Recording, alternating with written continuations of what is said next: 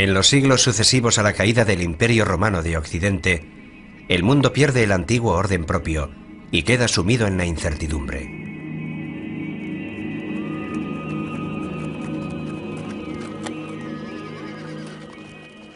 La fe religiosa se convierte en el único punto de estabilidad en este mundo tan inestable. Y a los seres humanos de la Edad Media solo les queda confiar en ella, en su búsqueda de consuelo y esperanza.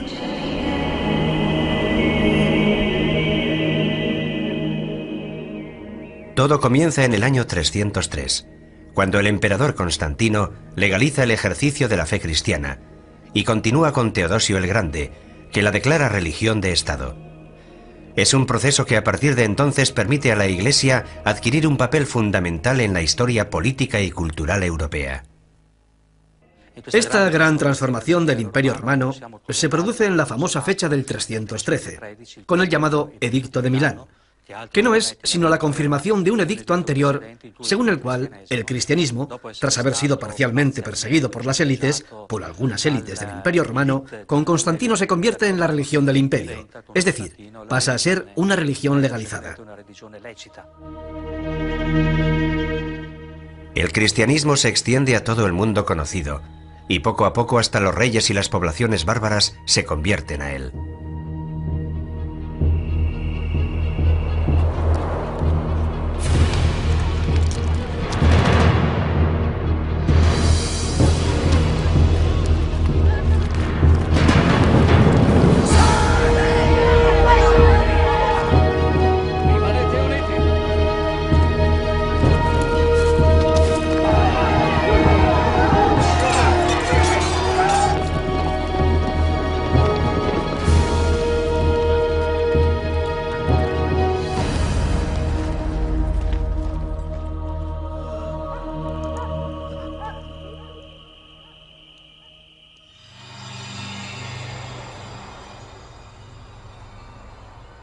Se mueve en una realidad en la que conviven lo visible y lo invisible, y lo sobrenatural irrumpe con mucha frecuencia en la vida cotidiana.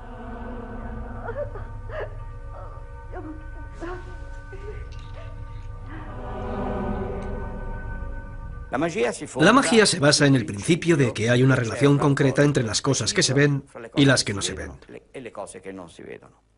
Que las cosas que no se ven están animadas por fuerzas espirituales y que existe la posibilidad de entrar en contacto con estas fuerzas. Y actuando sobre estas fuerzas se puede modificar la realidad. La fe impregna profundamente esta época, en la que el ser humano es criatura de Dios. La vida cotidiana, las relaciones con los demás, el conocimiento del mundo, el sentido del tiempo, el significado de la muerte, todo se mide según parámetros divinos.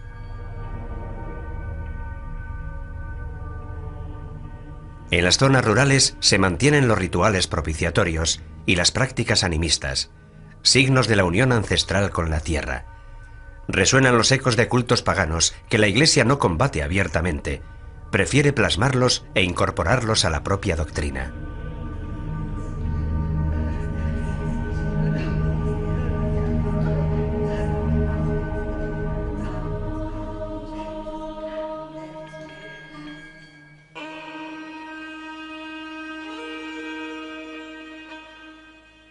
En el siglo XII nacen las universidades, que se convierten en nuevos puntos de referencia culturales.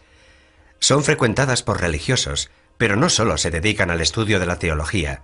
El derecho, la medicina y las ciencias adquieren un creciente espacio y aportan nuevas reflexiones sobre el ser humano. Un ser humano errabundo, el medieval, que viaja por la tierra consciente de lo efímero de su existencia, comparada con la vida eterna que le espera en el más allá.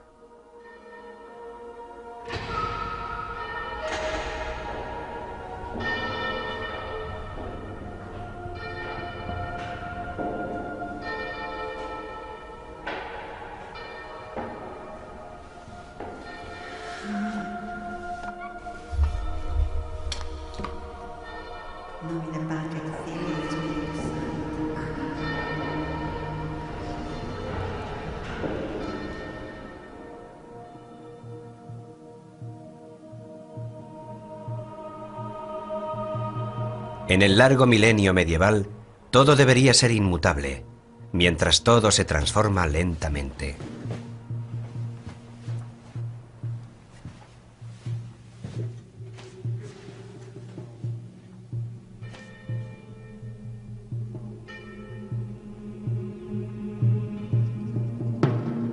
En un mundo turbulento que no ofrece puntos de referencia seguros, la respuesta a las crecientes exigencias espirituales del ser humano se encuentran en las formas de vida ascética y monástica, que ya estaban presentes y extendidas en Oriente a finales del tercer siglo.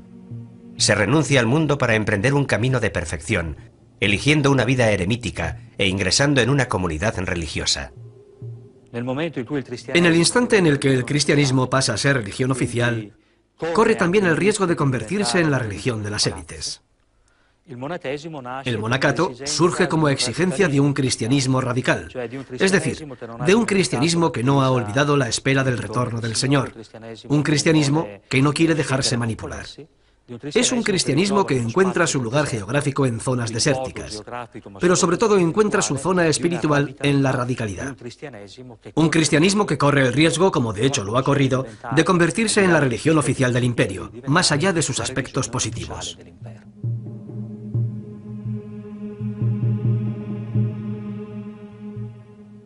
Si la fuga solitaria hacia el desierto multiplica las formas espontáneas de experiencia de Dios, la opción monástica ciñe esas mismas aspiraciones a unas reglas muy concretas, obligándola a una rígida disciplina.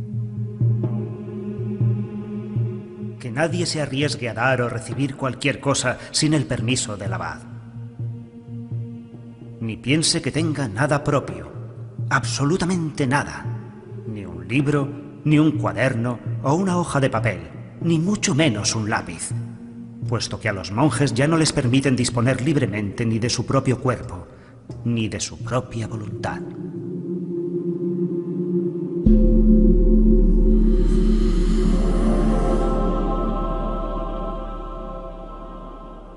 El monasterio se sitúa dentro de la realidad medieval como un mundo aparte, autónomo y autosuficiente, que puede permitirse ignorar la realidad que se desarrolla al otro lado de los muros.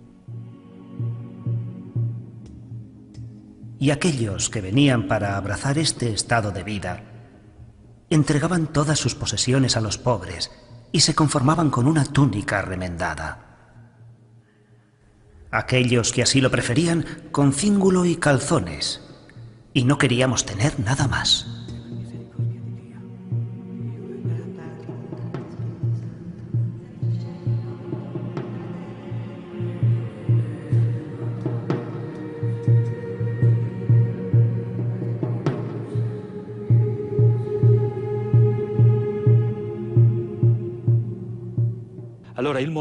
El monasterio es un intento de crear una pequeña comunidad cristiana completamente autónoma intramuros, donde se pueda ejercer, donde se pueda vivir plenamente la opción de vida cristiana.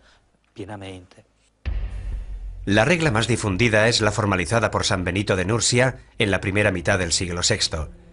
Ora et labora. Junto a la oración también tiene cabida el trabajo, ya sea el trabajo manual que se desarrolla en la huerta del monasterio o el intelectual que se desarrolla en la biblioteca y en el scriptorium. La vida cotidiana y las tareas del monje quedan establecidas hasta el mínimo detalle en la Santa Regla: las oraciones, las lecturas, las comidas y el trabajo. Cuando hablamos de monaquismo, en Occidente el nombre que nos viene a la mente es el de Benito de Nursia. Benito de Nursia vive entre el 480 y el 546. Él también proviene de una familia noble, una familia importante en el ámbito romano de la época, de Nursia, para ser más exactos. Se ha formado en Roma, por lo que ha seguido el cursus, o formación que recibe todo hombre que tiene previsto meterse en política. Se decide por la vida monástica, primero en Subiaco, cerca de Roma, y posteriormente en el monasterio de Montecassino, en una serie de vivencias relatadas por el mismo San Gregorio Magno.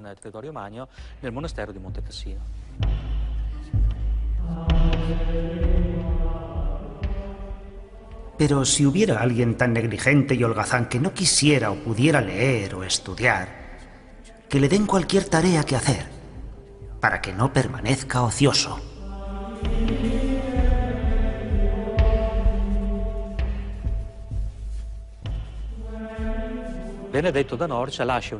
Benito de Nursia deja una regla que actualmente sabemos que no fue enteramente obra suya, sino más bien la reelaboración del estilo de vida en los monasterios de su tiempo, que se prolongará sucesivamente en la época carolingia. Por tanto, nos encontramos ya hacia el siglo IX. Esta pasará a ser prácticamente la regla con la que se identifica el monaquismo occidental, principalmente un monaquismo de tipo benedictino.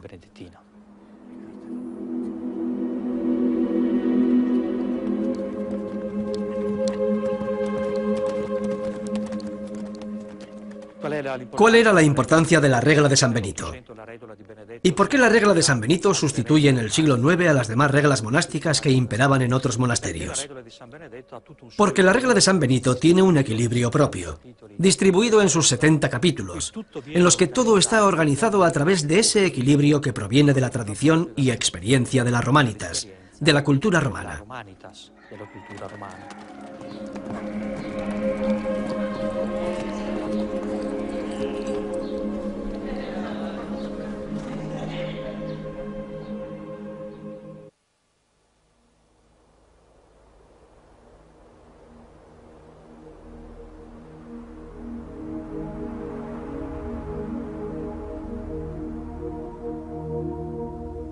Mientras los monjes buscan su vida elitista de perfeccionamiento y huida de las cosas terrenales, la Iglesia institucional se reafirma ya desde el siglo V como sujeto político fundamental y como presencia firme y estable en el panorama cambiante de la Edad Media. El ordenamiento de la Iglesia, calcado de las estructuras administrativas romanas, también se mantiene tras la caída del Imperio Romano. La figura de referencia para las comunidades de fieles es el obispo.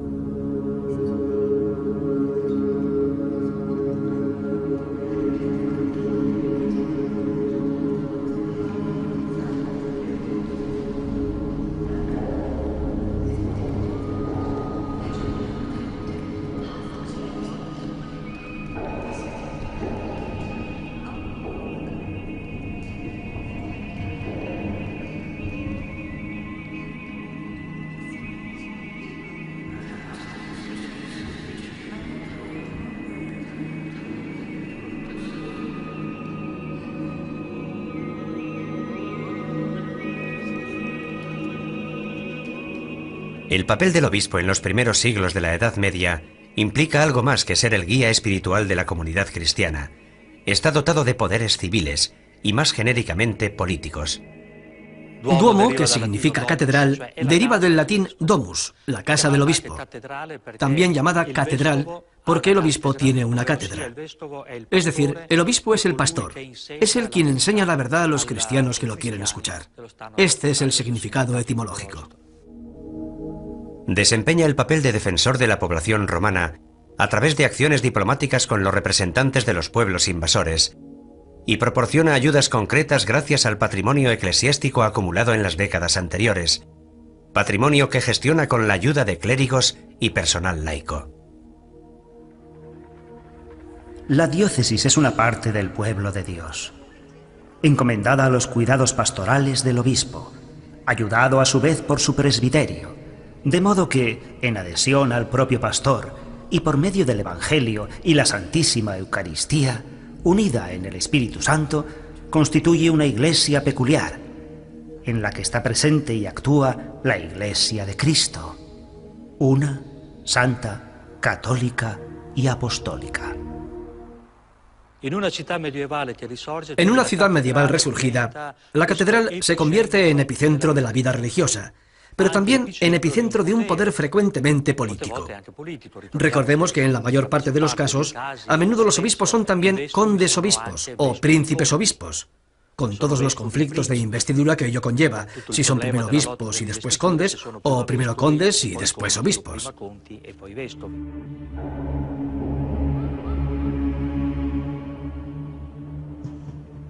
Desde finales del siglo VI, la administración civil y la religiosa establecen una intrincada relación mutua.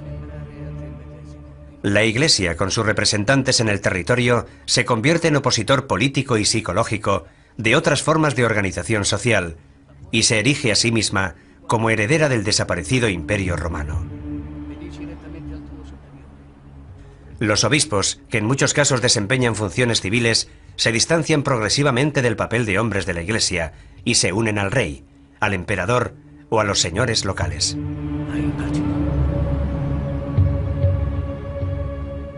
El privilegio de la inmunidad, que comprende la exención de tributos y el de sinecura, o lo que es igual, la exención del ejercicio de las funciones sacerdotales, son la expresión perfecta de una Iglesia adscrita al poder. La simonía, término que indica la compraventa de cargos públicos y la oferta de los servicios propios al mejor postor, se convierte en un fenómeno muy extendido.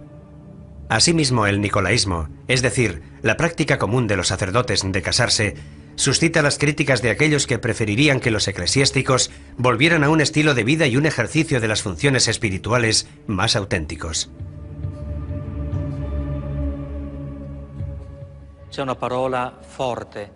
Este movimiento se caracteriza por la búsqueda del regreso a las formas de la Iglesia primitiva. Esto quiere decir que la consigna que impregna estos movimientos provocará su desencuentro con la Iglesia oficial, por lo que acabarán siendo declarados heréticos o no reconocidos. Es el regreso a las formas de la Iglesia primitiva. ¿Y cuál es la característica principal de la forma de la Iglesia primitiva? La de ser pobre. Gregorio VII es el Papa de la Reforma. Su Dictatus Papae del año 1075 pretende el retorno de la Iglesia a sus funciones de ejemplo y guía cristiana y reafirma la superioridad del sumo pontífice por encima de las demás autoridades terrenales. Tras las reformas gregorianas, el desencuentro es inevitable. La lucha entre el emperador Enrique IV y el Papa Gregorio VII por las investiduras de los obispos oculta otros problemas de índole más general, como quién es el verdadero heredero de Roma, qué figura puede aspirar a desempeñar un papel completamente universal y dónde están los límites entre el poder de la Iglesia y el poder del Estado. Es una pugna entre el poder espiritual y el poder temporal.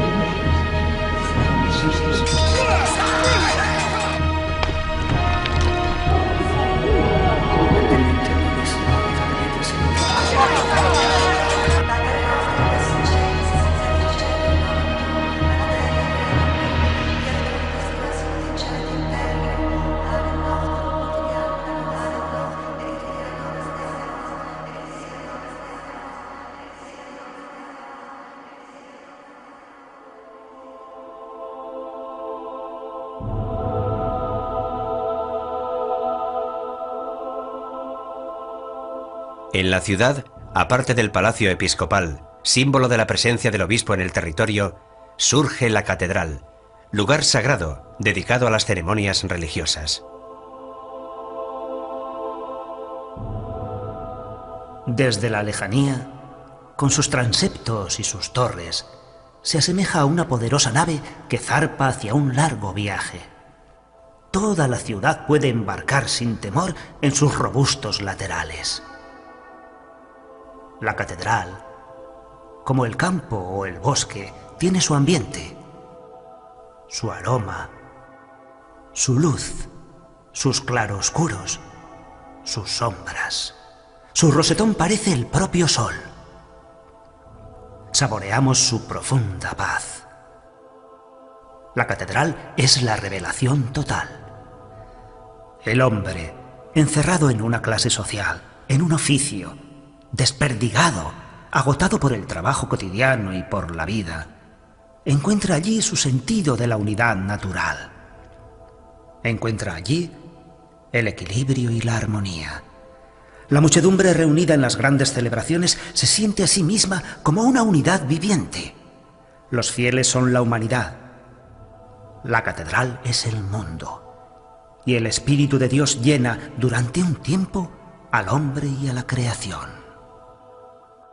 Las iglesias siguen siendo lugares de reunión religiosa. Las iglesias se convierten en zonas de sepultura, sobre todo de las familias nobles. Son lugares donde la vida y la muerte, tiempo y eternidad, siguen entrecruzándose y entretejiendo una estabilidad mucho menos neurótica que la que vivimos nosotros en nuestros días. Ellos viven este entramado, este bosquejo del transcurso del tiempo, su significado y sus relaciones. Y todo esto sucede en un lugar con una profunda caracterización religiosa. Nosotros hemos perdido esta percepción. Tal vez uno de nuestros problemas hoy en día sea, cuando vienen los visitantes por interés o curiosidad turística, cómo lograr darles los códigos interpretativos sobre estas arquitecturas o sobre estas series de pinturas o esculturas que contemplan. Ya no son capaces de interpretarlos en el significado original del código, el que tenía inicialmente, porque han cambiado los modelos interpretativos.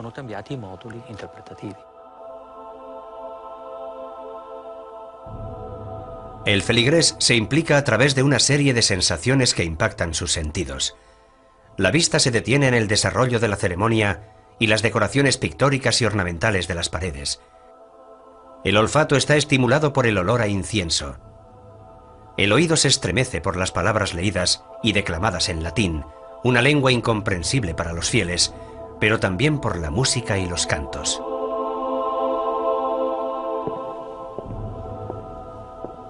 Todas estas sensaciones se superponen y se entremezclan, ofreciendo al participante la posibilidad de entrar en contacto con la otra realidad de lo divino, y provocando en él un sentimiento de temor frente al misterio y la fascinación por un poderío que a duras penas logra intuir.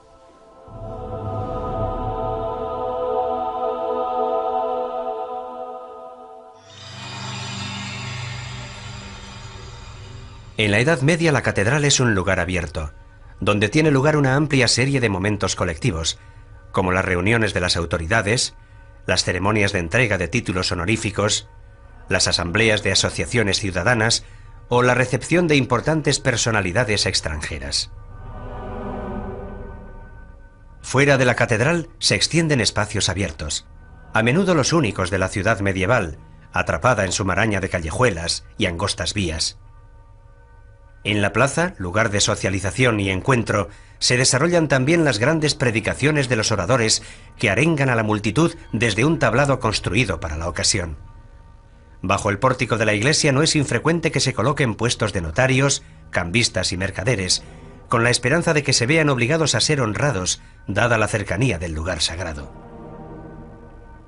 Estos espacios de socialización de noche también pueden convertirse en puntos de encuentro para citas clandestinas, sobre todo en los apartados cementerios, siempre que no haya temor a molestar el sueño de los muertos que allí reposan.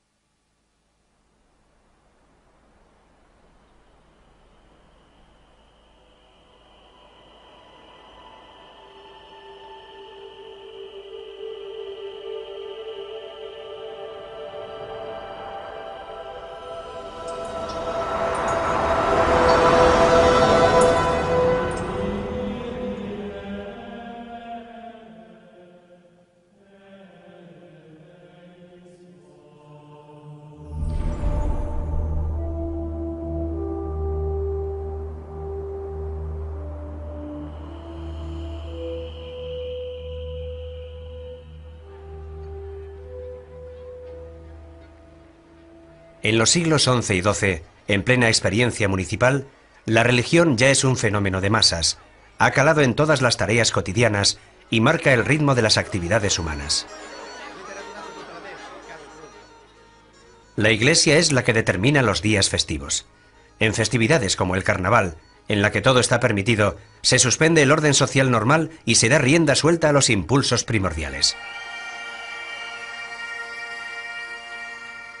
Incluso los religiosos relajan sus costumbres y son inducidos a contravenir sus preceptos y saborear los placeres del pecado.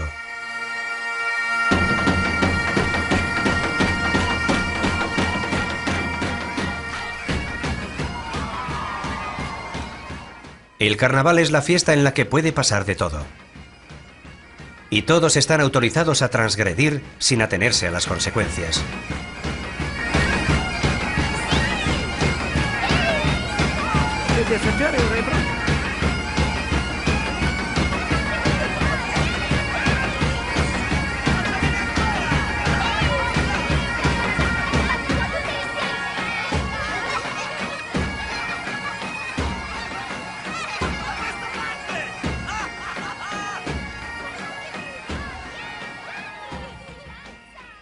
Es el modo en el que la Iglesia y la sociedad ofrecen un espejismo de libertad a la plebe sometida.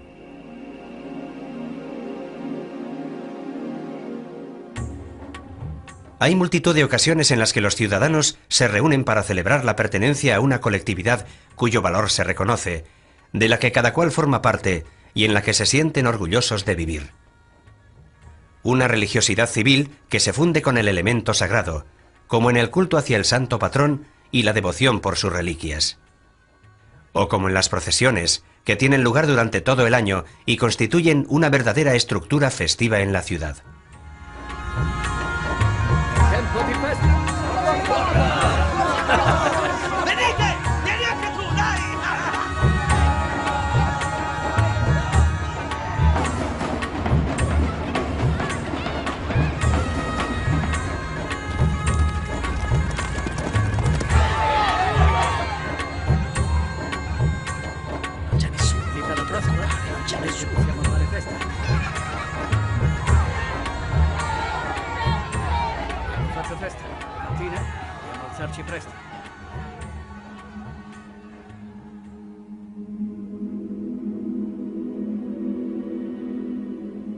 La transmisión de la cultura también se realiza a través de la óptica religiosa.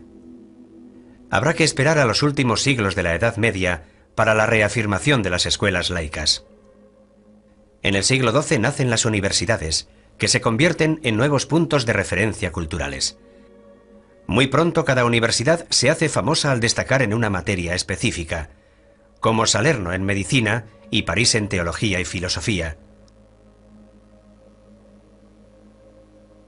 La Universidad de Bolonia, la primera en ser reconocida oficialmente en Europa en 1158, muy pronto adquiere renombre por su facultad de Derecho. Y un grupo de estudiantes y catedráticos del Studium Bolognés, en conflicto con las autoridades ciudadanas, fundan una nueva sede universitaria en Padua, donde las escuelas laicas y eclesiásticas ya existentes animan una rica vida cultural. En la cultura medieval se pueden distinguir dos grandes corrientes que animan la universidad de la época. Está la corriente parisina, que es básicamente filosófica y teológica, y está la corriente que surge de Oxford, pero también de Padua. Padua es una filial de la Universidad de Bolonia, que era una universidad donde fundamentalmente se estudiaba Derecho. Pero llegados a un cierto punto, el derecho no es suficiente. Algunos profesores, algunos doctores de la Universidad de Bolonia se distancian y se van a Padua, a un ambiente que evidentemente era más tranquilo, más seguro y más libre, porque el ayuntamiento de Bolonia estaba sujeto, si bien indirectamente, al poder político del pontífice de Roma, mientras que el ayuntamiento de Padua se regía de una manera laica, por así decirlo. Aquí estudia Marsilio de Padua, antes de trasladarse a París a comienzos del siglo XIV. En París se convierte en catedrático y rector de la universidad. Tras haber vivido de cerca las experiencias políticas y municipales de la ciudad de Padua, dentro del conflicto más amplio que enfrenta al Papa con el emperador, Marsilio recibe el Defensor Pacis, defensor de la paz, en 1324. En esta obra elabora una profunda reflexión sobre el estado y la naturaleza de la autoridad.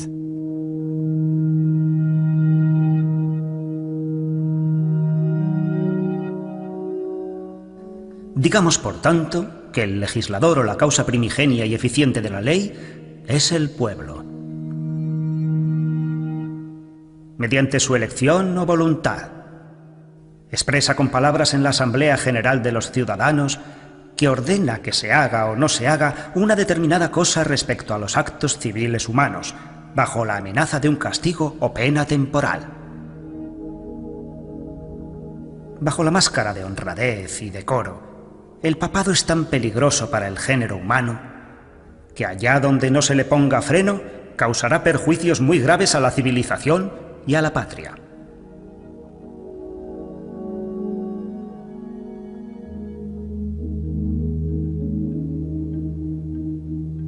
Las universidades se expanden por toda Europa e inmediatamente luchan por asegurarse una autonomía cultural y organizativa. Constituyen asambleas con cargos directivos y con poder de decisión, eligiendo al rector dentro de su cuerpo estudiantil. Enseguida estos centros de estudio atraen alumnos y profesores de toda Europa, lo que da testimonio de la gran movilidad de la época, pese a las dificultades y peligros de los viajes. Naturalmente, la lengua común es el latín. También surgen grupos de estudiantes universitarios pobres y vagabundos que van de universidad en universidad, aunque son más bien asiduos de tascas y tabernas, anticonformistas que cantan las bondades del vino, el juego y el amor, y que huyen de la encorsetada sociedad de la época.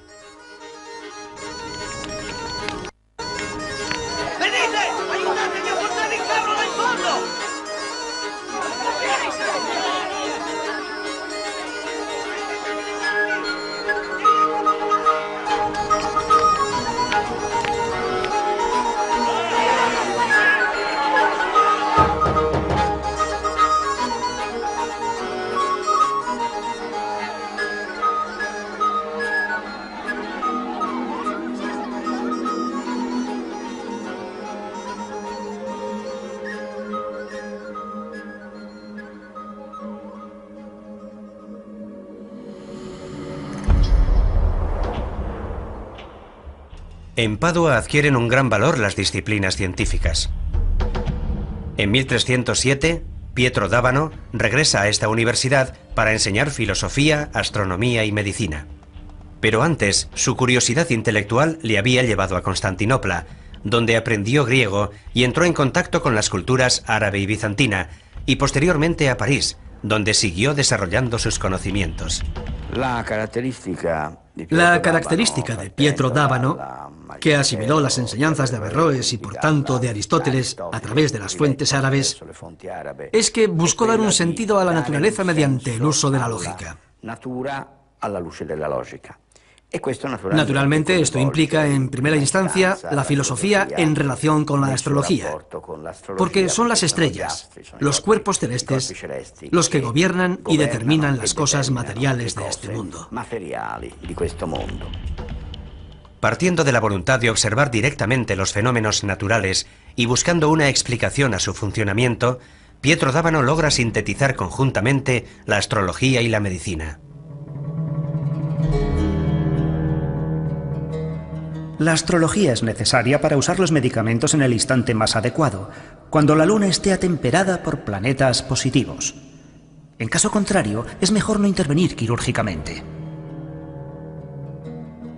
La aplicación de técnicas médicas y quirúrgicas no puede prescindir del conocimiento de las características zodiacales específicas del ser humano, ni de la constante y atenta investigación de la bóveda celeste, en esa unión entre microcosmos y macrocosmos, que es uno de los rasgos más peculiares de la mentalidad medieval.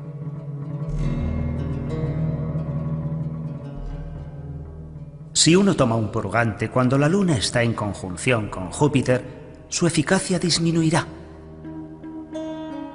De igual modo, intervenir con instrumental quirúrgico en la zona enferma mientras la luna se encuentra en el signo del órgano enfermo es una cosa horrible. Pietro d'Abano non è affatto il solo. Pietro d'Abano no está solo. Toda la Europa de la época está entusiasmada ante los conocimientos importados a través del mundo árabe y judío, que aciertan de lleno en un problema extremadamente práctico y concreto en la realidad.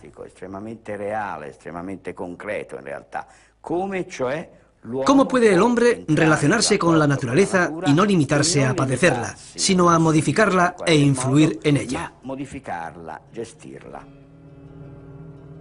Pietro d'Abano adquiere mala fama con sus teorías. De hecho, la Inquisición lo acusa de herejía y nigromancia. Sin embargo, recibió la solidaridad de las autoridades municipales, que lo defendieron durante su procesamiento. Cuenta la leyenda que tras su muerte, su cuerpo fue exhumado y quemado en la hoguera, para conjurar el regreso a la tierra de semejante hereje.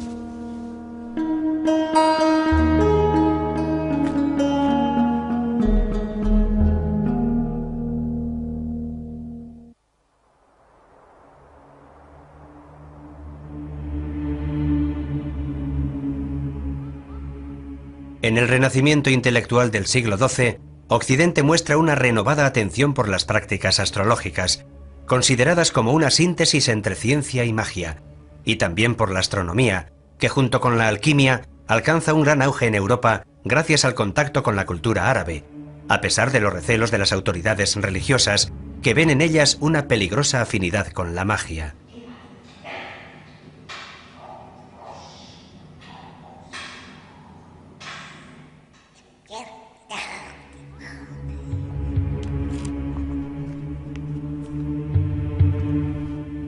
Intelectuales como el franciscano Ruggiero Bacone o el dominico Alberto Magno aparecen como eruditos sabedores de que la magia puede ser un instrumento de conocimiento de los misterios del cosmos. Se produce una revalorización de la magia como técnica al servicio de los objetivos prácticos del ser humano. Es una tendencia cultural que distingue entre la magia buena y natural, la que busca descubrir los secretos de la propia naturaleza, y la magia negra, ceremonial y demoníaca.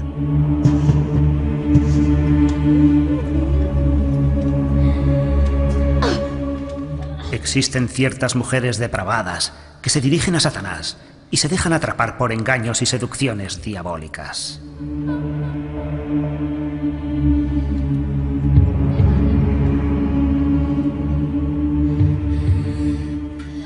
Creen y aseguran cabalgar por la noche a lomos de ciertas bestias en pos de Diana, diosa de los paganos, y en compañía de otras mujeres. Afirman que atraviesan amplios territorios, amparadas por el silencio de la noche, obedecen sus órdenes y algunas noches el diablo las llama a su servicio. La bruja es la mujer que elabora pociones mágicas, filtros de amor o venenos, y que se transforma en otras cosas. Se puede convertir en ave nocturna, puede matar a niños, incluso provoca abortos. Esta es la imagen general de las brujas.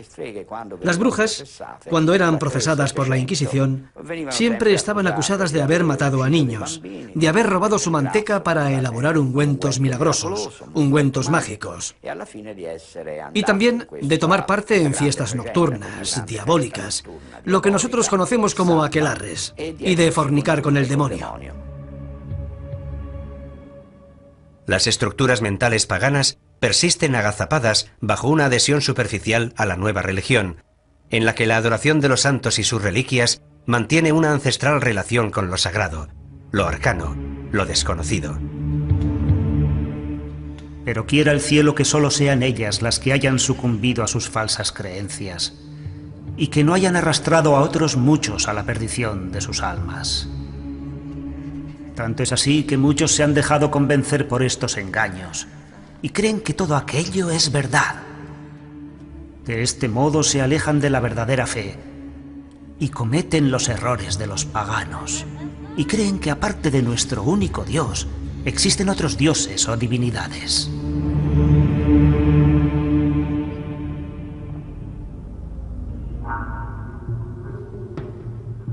Circulan multitud de manuales de magia médica que prescriben recetas para curar las más variadas enfermedades mediante el uso combinado de plantas medicinales o incluso órganos o fluidos de animales.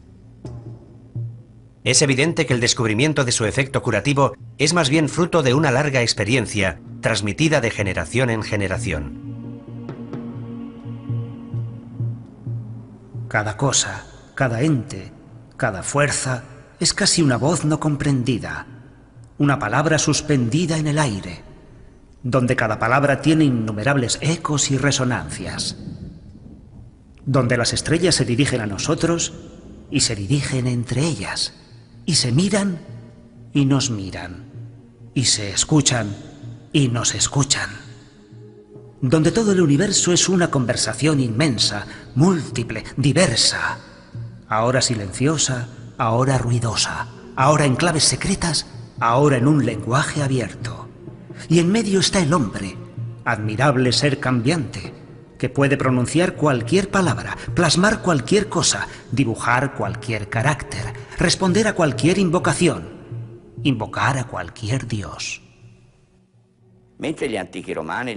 Los antiguos griegos y romanos creían efectivamente que mediante la posibilidad de entrar en contacto con los espíritus que dan vida al mundo y son invisibles, se entraba en contacto con un lenguaje singular, compuesto de palabras, signos, cantos, colores, sonidos, olores.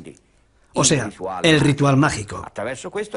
A través de esto, los antiguos creían que realmente se podía modificar la realidad. Los judíos, los cristianos y los musulmanes no pueden creer en esto porque la realidad es voluntad de Dios. La realidad se ve en lo creado. Dios es el único dueño de la creación. Los hombres, aunque tengan la capacidad del conocimiento, no pueden doblegar la voluntad de Dios. Solo Dios gobierna los espíritus. Pero incluso el judaísmo y el islam tienen sus herejes. Y en el transcurso del siglo XII empiezan a circular rituales de origen judío o de origen musulmán que enseñan a dejarse guiar por los espíritus y a obtener lo que se desea dejándose llevar por los espíritus. Una práctica específica es la nigromancia, que consiste en la invocación a los demonios, un terreno extremadamente peligroso, en contacto con los poderes sobrenaturales.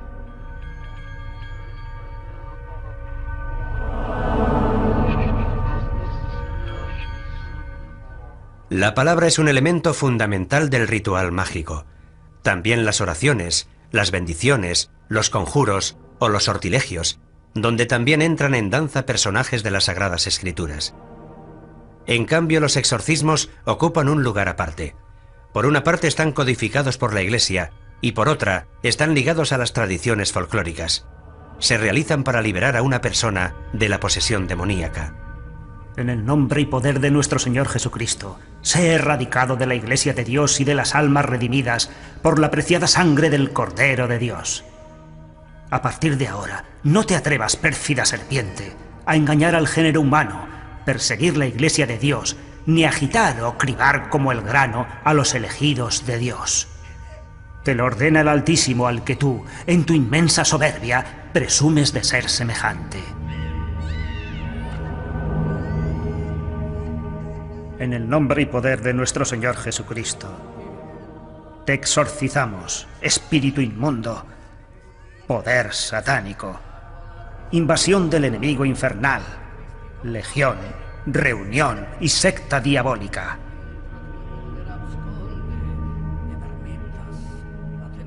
Que Dios se muestre y sus enemigos se alejarán, y que huyan de él aquellos que lo odian.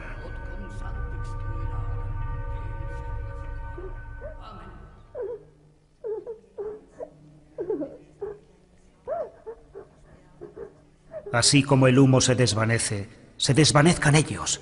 Así como la cera se derrite al fuego, sucumban los pecadores a los ojos de Dios.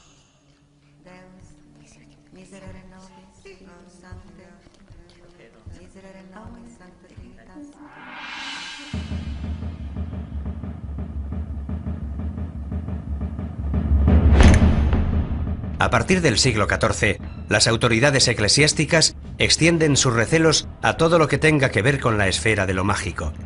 Se plantean nuevos problemas teológicos, como el del libre albedrío, allí donde el refinamiento de la astrología parece proponer una especie de determinismo cósmico al que el ser humano está sometido. Avanza la idea de que la magia tiene efectos reales y que todas sus diferentes prácticas están relacionadas con el diablo.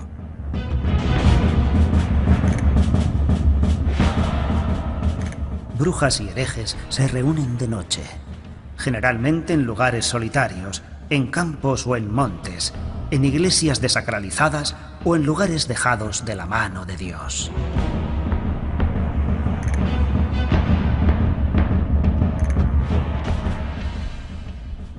A partir de mediados del siglo XIII, la Inquisición o el juicio del hombre sustituye al juicio de Dios.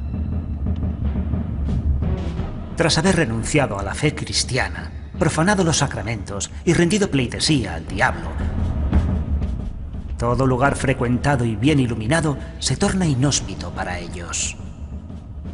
La Iglesia se defiende, y la Iglesia de aquella época está estrechamente ligada a la sociedad de aquella época. Hay una relación por la que la Iglesia también posee poderes civiles y sociales, y la sociedad de la época está muy unida a ella. Lo que para la Iglesia es una herejía, también puede ser un delito para la sociedad civil. Llegado el momento, la Iglesia se defiende instituyendo una serie de tribunales que de hecho serán los tribunales de la Inquisición.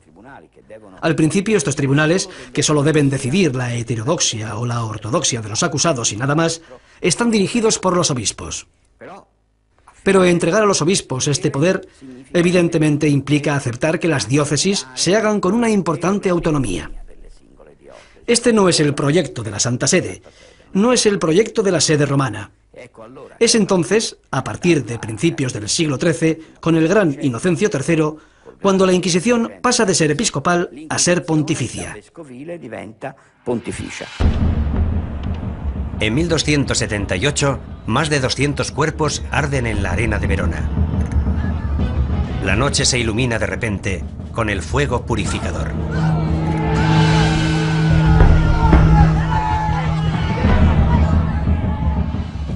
Buscadlos en guaridas y escondrijos similares.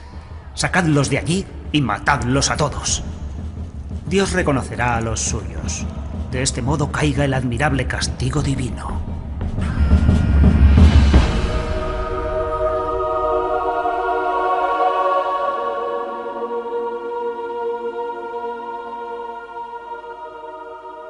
En un camino medieval, entre caravanas de mercaderes, grupos de soldados a caballo y campesinos, es posible divisar una figura solitaria que se desplaza a pie, vestida con sencillos ropajes, con escasas pertenencias.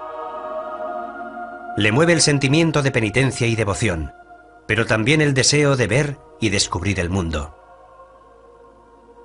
Así es en el fondo el hombre de la Edad Media, que entre la fe y el deseo de conocimiento se pone en camino para atravesar las grandes transformaciones de su época.